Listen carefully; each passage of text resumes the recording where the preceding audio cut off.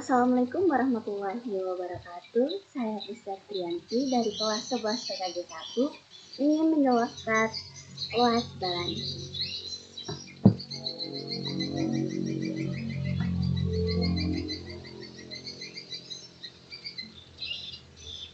Apa sih itu load balancing?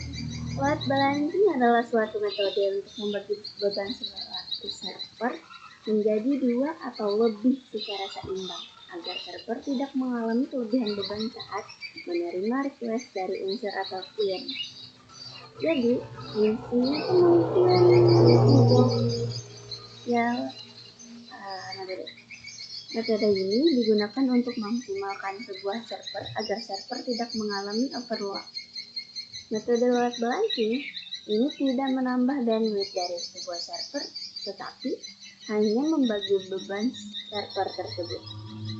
Load balancing ini bisa digunakan pada server yang memiliki jumlah user atau klien yang melebihi kapasitas maksimum dari jumlah request yang dapat ditangani oleh server tersebut.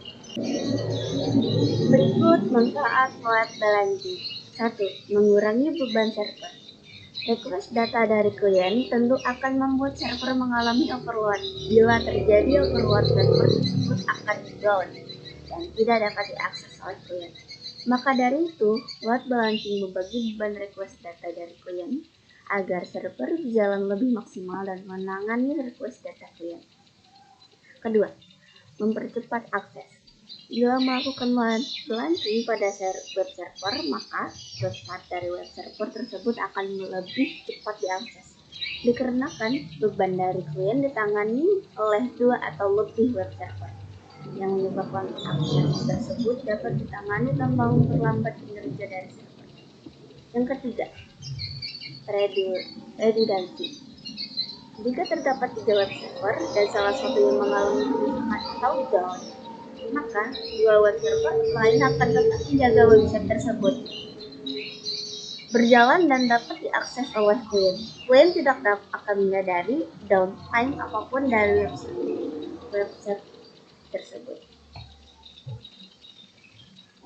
Berikut cara kerja load balancing. Bisa dilihat di sini gambarnya.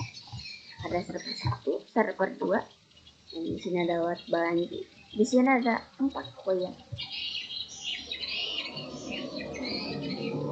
Nah, di server ini sama-sama dibagi rata 50%. Jenis load balancing. Yang pertama ada software load balancing. Load balancing jenis ini merupakan hardware yang telah dibuat hanya untuk tujuan load balancing dan siap digunakan. Berikut merupakan contoh hardware load balancing, yaitu physical system point baras kuda load balancing. Yang kedua, hardware load balancing. Load balancing jenis ini merupakan suatu software yang dipasang pada suatu PC atau server, dan juga software yang diinstal ini perlu dikonfigurasi lebih terdahulu agar dapat berfungsi. Hardware data PC atau server yang digunakan dalam jenis ini akan mempengaruhi kinerja dari load balancing tersebut. Semakin tinggi hardware yang digunakan, maka kinerja load balancing semakin cepat. Algoritma load balancing. 1. Load robin. Algoritma load balancing paling sederhana yaitu membagi beban secara bergiliran dan berurutan dari satu server ke server lain. Yang kedua, rasio. Algoritma ini membagi beban dengan cara memberi rasio pada setiap servernya. Semakin besar rasio, maka semakin cepat server mengambil beban. 3. Partition. Melakukan pembagian beban dengan cara mengutamakan server-server yang memiliki rasio paling cepat. Server ini yang akan menangani beban saat terdapat request. Jadi saat server yang sedang melakukan tersebut menjadi lambat dan request tersebut akan dipindahkan oleh server lain yang memiliki respon cepat. 4. Less connection.